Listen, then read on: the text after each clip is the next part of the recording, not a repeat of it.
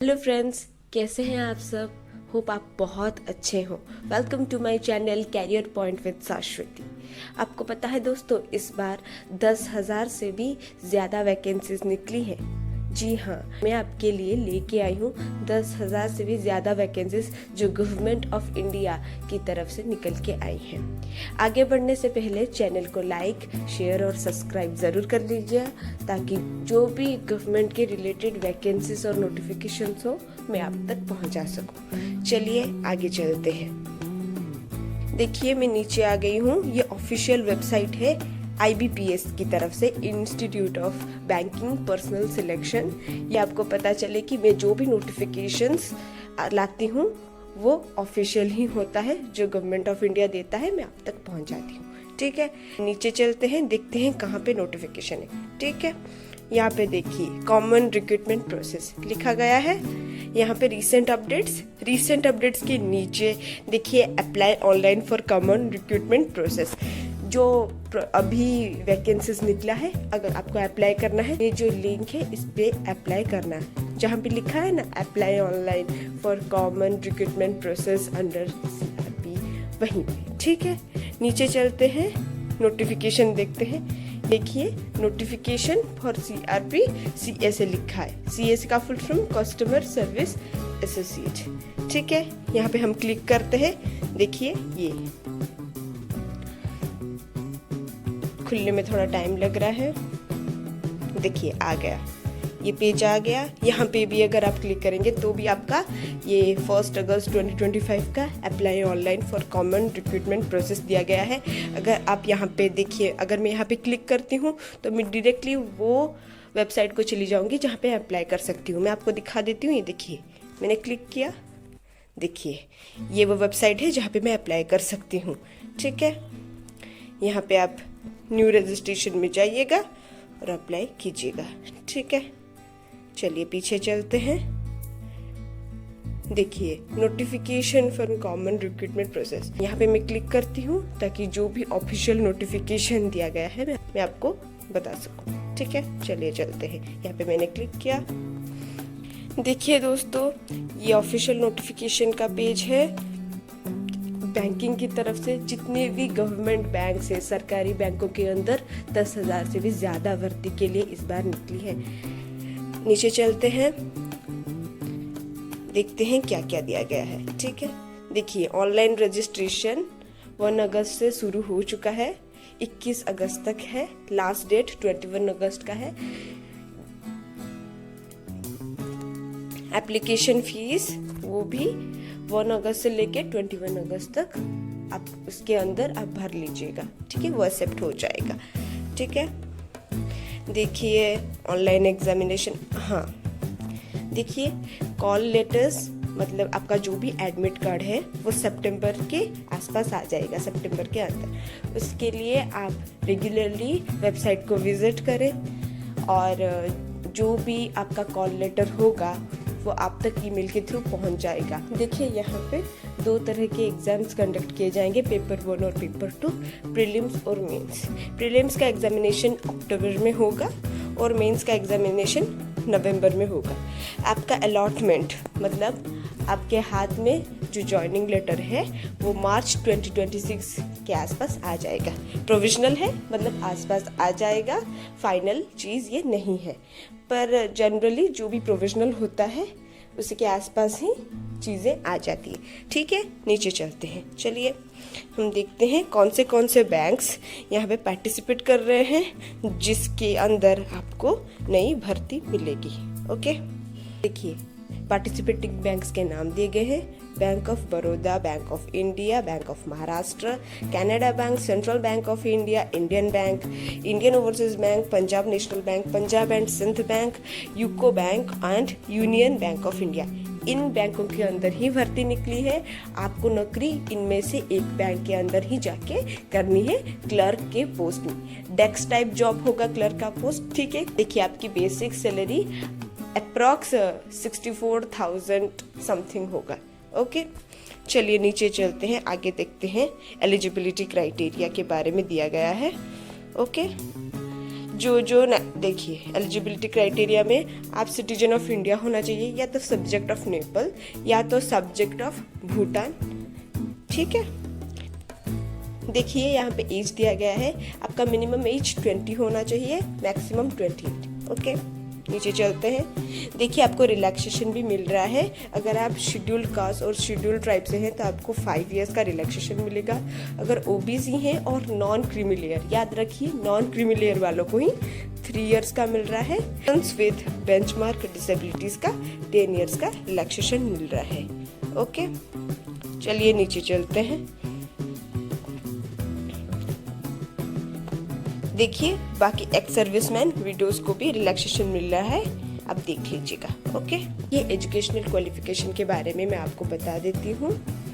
कोई भी डिग्री, मतलब कोई भी ग्रेजुएट हो, कोई भी डिसिप्लिन में से हो, और एक रिकग्नाइज्ड यूनिवर्सिटी से पास्ड आउट हो, जो कि गवर्नमेंट ऑफ इंडिया के द्वारा रिकग्नाइज्ड हो, तो आप डाल सकते हैं। मेरा मतलब है कि अगर आप साइंस स्ट्रीम या कॉमर्स या आर्ट्स कोई भी स्ट्रीम में से हो, ग्रेजुएट हो, तो आप ये पोस्ट के लिए अप्लाई कर सकते हैं। देखिए मैं आपको बता देती हूँ एप्लीकेशन और इंटीमेशन फीस की, इंटीमेशन चार्जेस के बारे में।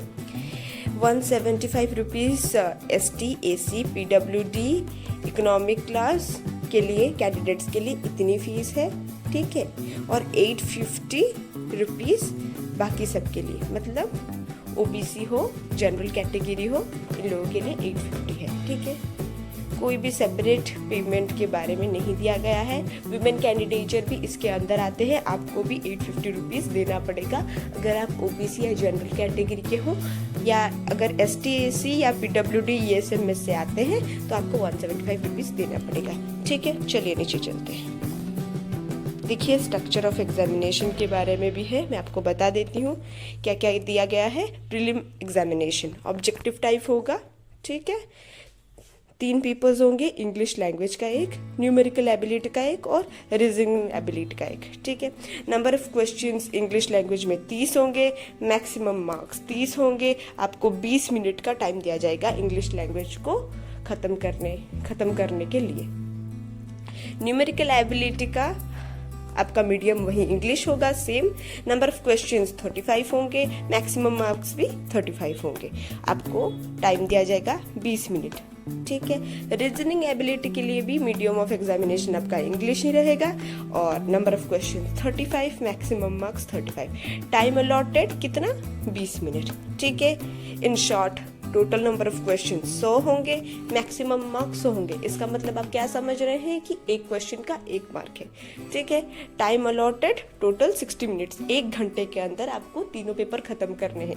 मैं आपको फिर से बता देती हूँ कि ये सेपरेट एग्जामिनेशन होंगे। कैसे होता है, इंग्लिश लैंग्वेज का पेपर शुरू होगा, 20 मिनट के बाद वो विंडो अपने आप बंद हो जाएगा। फिर न्यूमेरिकल एबिलिटी का जो विंडो है अपने आप स्टार्ट हो जाएगा 20 मिनट के बाद। जैसे न्यूमेरिकल एबिलिटी खत्म होगा, जैसे 20 मिनट का टाइम स्लॉट कंप्लीट हो जाएगा, फिर आपका ऑटोमेटिक रीजनिंग एबिलिटी का वो जो विंडो है वो खुल जाएगा। तो आप ये ना सोचें कि मैं 1 घंटे के अंदर सारा मिला के कर लूँगा, नहीं हो सकता है। आपको एक सब्जेक्ट के लिए 20 मिनट दिया जाएगा, ईच स्लॉट होगा, उसके अंदर ही आप जितना अपीयर कर पाए उतना अपीयर करेंगे। ठीक है, चलिए नीचे चलते हैं। मेंस एग्जामिनेशन, जो लोग प्रीलिम्स क्वालिफाई कर लेंगे वो मेंस एग्जामिनेशन के लिए बैठ पाएंगे। मेंस एग्जामिनेशन भी देखिए ऑब्जेक्टिव टाइप है। फिर से मैं आपको बता देती हूँ, यहाँ आपको 4 पेपर देना पड़ेगा, सेपरेटेड होगा, और फिर से ये एक टाइम स्लॉट में चलेगा। 20 मिनट का पहले होगा, फिर 35 मिनट्स का होगा, फिर 35, फिर 30 मिनट्स, इन टोटल 120 मिनट्स, मतलब आपको 2 घंटे दिए जाएंगे। ठीक है, मैं आपको बोल देती हूँ। पहले जनरल अवेयरनेस या तो फाइनेंशियल अवेयरनेस, मतलब GK के बारे में क्वेश्चंस होगा। मीडियम ऑफ एग्जामिनेशन इंग्लिश का ही होगा, ये चारों पेपर के लिए। जनरल अवेयरनेस के लिए क्वेश्चंस 60 होंगे, मैक्सिमम मार्क्स 50 होंगे, time slot 20 minutes. General English के लिए आपका क्वेश्चंस 40 होगा, मैक्सिमम मार्क्स 40, टाइम स्लॉट कितना, 35 मिनट्स। रीजनिंग एबिलिटी के लिए आपका 40 क्वेश्चंस होगा, मैक्सिमम मार्क्स 60। ठीक है, और टाइम स्लॉट कितना, 35 मिनट्स। ओके, इसे मिटा देते हैं ताकि आपको साफ साफ दिख जाए, ठीक है। हाँ देखिए मैं क्या बोल रही थी, रीजनिंग एबिलिटी 40 क्वेश्चंस 60 मार्क्स, कितना time slot 35 minutes. Quantitative aptitude 35 questions 50 marks और 30 मिनट्स। फिर से मैं आपको बता देती हूँ, ये मत सोचिएगा कि 2 घंटे के अंदर मैं कोई भी पेपर शुरू करके कोई भी कुछ कितना भी मैं कर लूँगा या कर लूँगी, नहीं हो सकता है। ईच स्लॉट के लिए ईच पेपर का वहाँ पे टाइमर चलेगा ऑटोमेटिक। वो टाइमर जब तक ख़त्म होगा वो विंडो भी बंद हो जाएगा जो पेपर आप दे रहे होंगे, और ये सीक्वेंस वाइज चलेगा। पहले जनरल अवेयरनेस का पेपर आएगा, 20 मिनट ख़त्म होते होते वो विंडो बंद हो जाएगा ऑटोमेटिक। इसलिए जितना आएगा उतना 20 मिनट में कर लीजिएगा। ये मत सोचिएगा कि बाद में करूँगी या बाद में करूँगा, नहीं हो सकता, विंडो बंद हो जाएगा, ठीक है। इस तरह आप चारों पेपर कर लीजिएगा। जितना जितना आपको आएगा पहले उतना अटेम्प्ट कीजिएगा। अगर आपका ईच टाइम स्लॉट के अंदर कुछ और टाइम बच रहा है और आप अटेम्प्ट कर पा रहे हैं तो प्लीज़ उसे भी अटेम्प्ट कीजिएगा, पर पहले जो आता है उसे अटेम्प्ट कीजिएगा, ठीक है। चलिए नीचे चलते हैं। ये यहाँ पे लिखा गया है मीडियम ऑफ एग्जामिनेशन, आपको दिया होगा। वहाँ जब पेपर शुरू होता है ना तब एक लैंग्वेज सिलेक्ट करने के लिए एक बॉक्स होता है। आप जिस लैंग्वेज में सिलेक्ट करेंगे पेपर उसी लैंग्वेज में आ जाता है। हर क्वेश्चंस के लिए नहीं, कुछ क्वेश्चंस के लिए एप्लीकेबल होता है, उसी का लिस्ट है, ओके। चलिए नीचे चलते हैं। देखिए यहाँ पे लिखा गया है online examination candidates will be provided the option to indicate the version of test medium of examination as applicable above. Candidates should be careful in exercising this option of indicating the medium of examination. ठीक है, आपको select करने का option दिया जाएगा, but maximum जो भी paper होता है वो इंग्लिश में आता है। हम अगर जो भी सिलेक्ट करते हैं लैंग्वेज वो कुछ पर्टिकुलर क्वेश्चंस के लिए होता है जो वो लोग पहले से मांग में हैं, ओके। चलिए नीचे चलते हैं।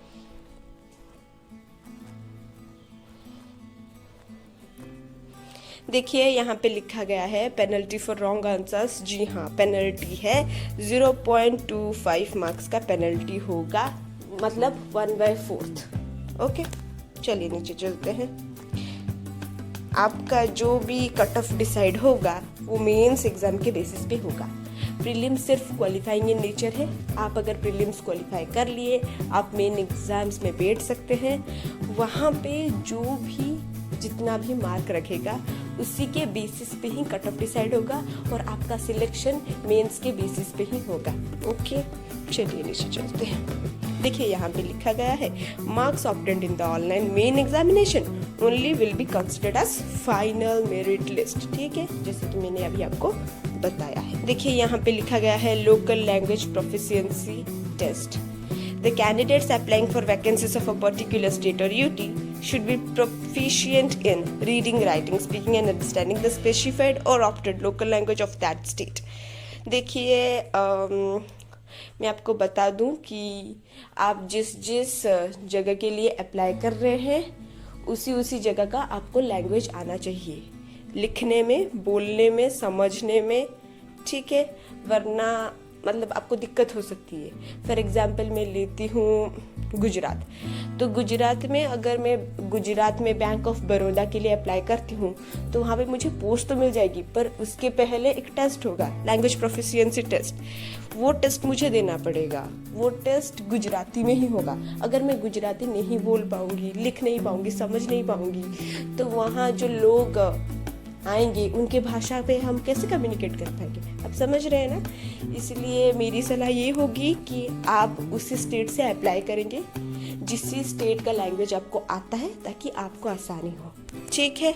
जैसे कोई बंगाली जानता हो तो वो वेस्ट बंगाल से ही अप्लाई करे, उड़िया जानता हो तो उड़ीसा से ही अप्लाई करे, ताकि आपको आसानी हो उस स्टेट में सिलेक्शन लेने के लिए, क्योंकि आपको वही भाषा पता है, आप वहाँ पे कम्युनिकेट कर सकते हैं। आपको लैंग्वेज प्रोफिशिएंसी टेस्ट देने में भी कोई दिक्कत नहीं होगा और इजीली आपको अपने हाथ में नौकरी मिल जाएगी, ओके। देखिए एग्जामिनेशन सेंटर के बारे में बता देती हूँ कि बहुत सारी जगहों में एग्जामिनेशन होने वाला है। पहले भी आपने एग्जाम दिया होगा तो आपने 3 सिलेक्शंस किसी ने किया होगा। यहाँ पे 3 सिलेक्शंस मांगते हैं, सिटी 1, सिटी 2, सिटी 3 प्रेफरेंसेस होते हैं। आपको उसके हिसाब से प्रेफरेंस देने पड़ेंगे कि आप पहले कौन सा सिटी रखना चाहेंगे, दूसरा कौन सा, तीसरा कौन सा। अक्रॉस इंडिया सारे वेन्यूज होंगे जहाँ पे एग्जामिनेशन होंगे कि यहाँ पे प्रोविजनल अलॉटमेंट में लिखा गया है, मैं आपको बता देती हूँ। ऑनलाइन एग्जामिनेशन 200 मार्क्स का है और आपका वही मार्क्स जो आप 200 आउट ऑफ 200 आप समथिंग स्कोर करेंगे, पर मार्क्स 100 में से कन्वर्ट हो जाएगा और उसी में से आपका अलॉटमेंट होगा। देखिए एग्ज़ाम के टाइम पे आइडेंटिटी वेरिफिकेशन होता है। आप पैन कार्ड दे सकते हैं या तो यहाँ पे देखिए आधार कार्ड, और ये आधार कार्ड भी हो सकता है। आपका फोटोग्राफ होना चाहिए। देखिए यहाँ पे लिखा गया है राशन कार्ड और लर्निंग लाइसेंस एक्सेप्ट नहीं किया जाएगा और सिग्नेचर कैपिटल लेटर्स में भी एक्सेप्ट नहीं किया जाएगा। दूसरा प्रोसेस बायोमेट्रिक वेरिफिकेशन होता है, ठीक है। और आपका इंस्ट्रक्शन भी दिया गया है, इस पीडीएफ को डाउनलोड कीजिएगा और ये अच्छे से पढ़ लीजिएगा, ठीक है। इंस्ट्रक्शंस दिया गया है कि कैंडिडेट्स को क्या क्या लेना है, क्या क्या नहीं, सारे इंस्ट्रक्शंस लिखे गए हैं। इसके इंस्ट्रक्शंस के हिसाब से आप पढ़ के अपने आप को तैयार कर लीजिएगा, ओके। देखिए एग्जामिनेशन के समय में आपको रफ शीट दिया जाएगा, घर से कोई भी रफ शीट नहीं उठा के लेके जाएगा, वहाँ पे आपको रफ शीट दिया जाता है, ठीक है, कैलकुलेशंस करने के लिए, ओके। देखिए यहाँ पे लिखा है हाउ टू अप्लाई। ये टोटल पीडीएफ के अंदर भी दिया गया है कैसे आपको अप्लाई करना है। आपको फोटो जो है, सिग्नेचर है, ये सब कितने कितने केबी में होंगे, इसको अच्छे से पढ़िएगा और अप्लाई कर लीजिएगा, कोई भी गलती मत कीजिएगा, ओके। यहाँ पे लिखा गया है, अभी मैंने बोला, candidates are required to upload photograph, signature, आपका लेफ्ट हैंड थंब इम्प्रेशन भी लगेगा, हैंड रिटन डिक्लेरेशन भी लगेगा, ओके। सर्टिफिकेट होगा 10th का, 12th का, जो ग्रेजुएशन तक का क्वालिफिकेशन मांगा है, मतलब 10th, 12th और ग्रेजुएट का आपको सर्टिफिकेट प्रोवाइड करना पड़ेगा, अपलोड करना पड़ेगा in short. Payment of fees online mode के थ्रू होगा, ओके। देखिए यहाँ पे लिखा गया है intimations will be send by email और SMS only to the email ID and mobile number registered in the online application form, ठीक है। जैसे कि मैंने आपको थोड़ी देर पहले बताया था, डरने की कोई ज़रूरत नहीं है। इंटीमेशंस ईमेल या एसएमएस के थ्रू आपके पास पहुंच जाएगा, पर उसी नंबर पे आएगा जिसी नंबर पे आपने रजिस्टर्ड किया होगा ऑनलाइन एप्लीकेशन, ओके। देखिए यहाँ पे लिखा गया है कौन से आइटम्स अलाउड नहीं है, ये आपको अच्छे से पढ़ लीजिएगा, उसके हिसाब से अपने आप को तैयार कर लीजिएगा। देखिए यहाँ पे वैकेंसीज लिखा गया है, कितने वैकेंसीज हैं और कौन से स्टेट में कितने कितने निकले हैं, ठीक है। यहाँ पे देख सकते हैं Andaman and Nicobar island, bank of Baroda का टोटल 1 निकला है, बैंक ऑफ इंडिया का। अंडमान निकोबार आइलैंड में जितने भी ये पार्टिसिपेटिंग बैंक से उनका उस यूटी में कितना निकला है, ठीक है, ये उसी का है। आगे भी हम चल के दिखेंगे। देखिए बैंक ऑफ महाराष्ट्र में 2 post, central Bank of India में कोई नहीं, कैनरा बैंक में 10 हैं। चलिए नीचे चलते हैं, यहाँ देख सकते हैं आंध्र प्रदेश में बैंक ऑफ बड़ौदा में कितने 36 पोस्ट हैं, कैनरा बैंक में 200 पोस्ट हैं, सेंट्रल बैंक ऑफ इंडिया में 74 हैं, पंजाब एंड सिंध बैंक में 26 हैं, ओके। चलिए देखिए यूनियन बैंक ऑफ इंडिया में 20 पोस्ट है, टोटल 367 पोस्ट कहाँ पे हैं, आंध्र प्रदेश में। अरुणाचल प्रदेश में हम देखते हैं, यहाँ पे आप देख सकते हैं बैंक ऑफ बड़ौदा में 4 पोस्ट, कैनरा बैंक में 10 पोस्ट, ओके। देखिए असम में सबसे ज़्यादा सेंट्रल बैंक ऑफ इंडिया में निकला है 106 पोस्ट। फिर आपका पंजाब नेशनल बैंक में 25 पोस्ट, टोटल 204 पोस्ट है। बिहार में आपका सबसे ज़्यादा सेंट्रल बैंक ऑफ इंडिया में निकला है 179 पोस्ट, ठीक है, टोटल 308 पोस्ट है। नीचे चलते हैं, देखिए चंडीगढ़ में सबसे ज़्यादा पोस्ट निकल के आया है, कहाँ पे, पंजाब नेशनल बैंक का 55। छत्तीसगढ़ में बैंक ऑफ बड़ौदा का 56 पोस्ट है, बैंक ऑफ इंडिया का 20 है, सेंट्रल बैंक ऑफ इंडिया का 57 है, कैनरा बैंक का 25 है, यूनियन बैंक ऑफ इंडिया का 31 है। टोटल 214 पोस्ट है। इस तरह दादरा नगर हवेली का भी कुछ है, आप देख लीजिएगा। दिल्ली में आप देख सकते हैं बैंक ऑफ बड़ौदा का 20 है।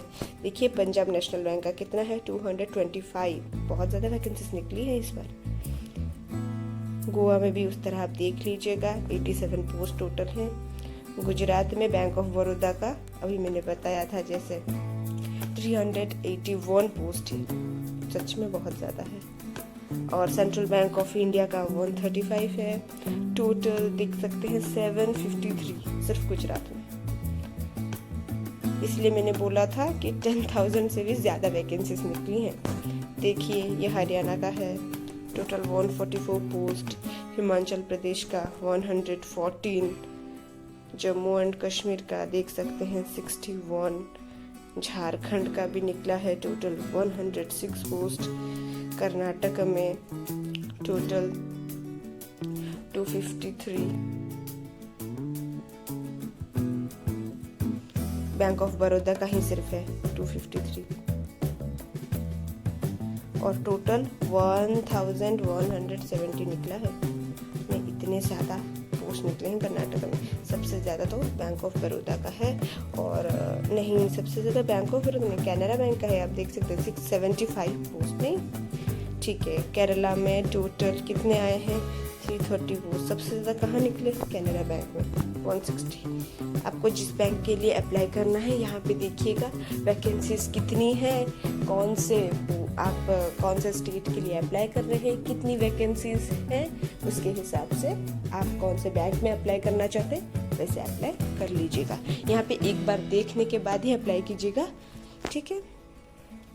लद्दाख में आप देख सकते हैं टोटल ज़्यादा नहीं है, 5 ही हैं। लक्षद्वीप में 7 हैं। मध्य प्रदेश में आपका टोटल 601 है। सबसे ज़्यादा central Bank of India 270 post निकला है। महाराष्ट्र में 1117 पोस्ट निकला है। सबसे ज़्यादा पोस्ट निकला है बैंक ऑफ महाराष्ट्र में।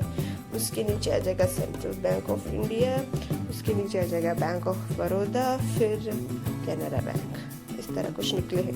पंजाब नेशनल बैंक में भी 120 पोस्ट वैकेंसीज निकली है। ओके, नीचे चलते हैं। इस तरह आप खुद देख लीजिएगा कितने कितने वैकेंसीज यहाँ पे निकली हैं।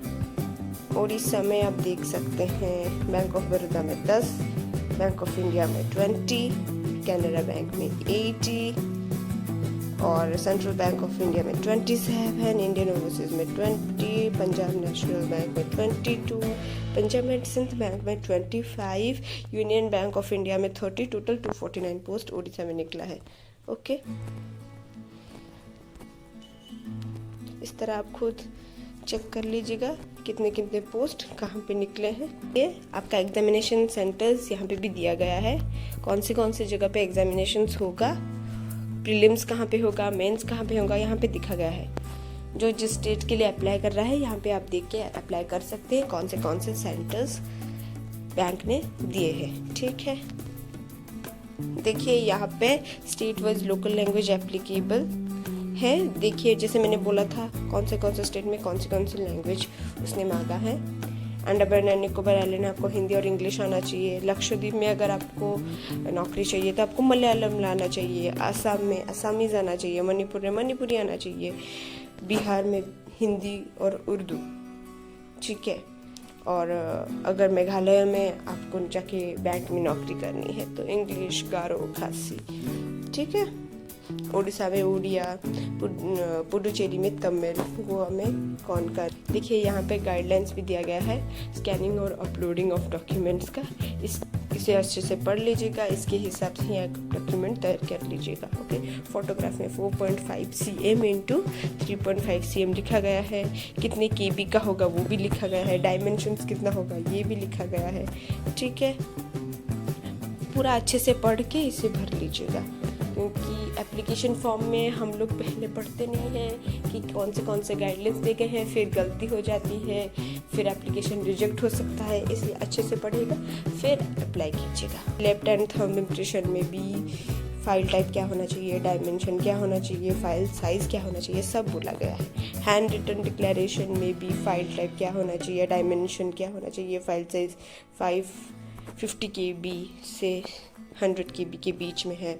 ये जो हैंड रिटन डिक्लेरेशन है ना, ये वही हैंड रिटन डिक्लेरेशन है। देखिए, यही आपको एक वाइट पेज में लिखना है और उसका फ़ोटो उठाना है, उसका KB सारा सेट करना है और इसी को ही आपको अपलोड करना है। ठीक है, कहीं और से हैंड रिटन डिक्लेरेशन आप डाउनलोड मत कीजिएगा।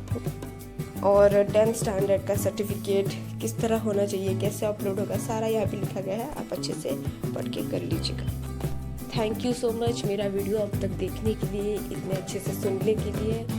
अच्छे से प्रिपेयर कीजिएगा, अच्छे से एग्ज़ाम दीजिएगा। आई होप आप सबका सिलेक्शन हो जाए एंड फिर कुछ नई वैकेंसीज के साथ गवर्नमेंट की इंडिया की तरफ से मैं नेक्स्ट वीडियो में लेके आऊँगी। तब तक के लिए थैंक यू।